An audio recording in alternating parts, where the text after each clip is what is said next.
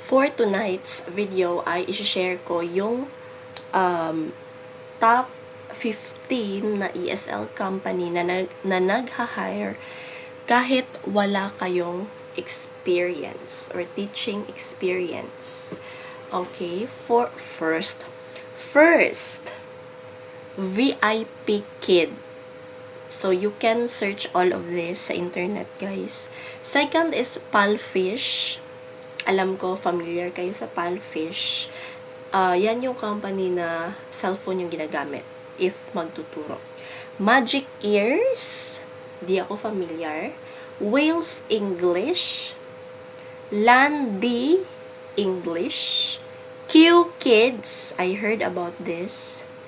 EF English First Company.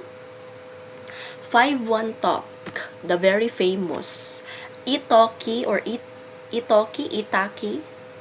Next is Preply, Amazing Talker, Cambly, Open English, Ingu, and Fluent B. So, 15 ESL companies na known at hindi known na tumatanggap ng walang work experience.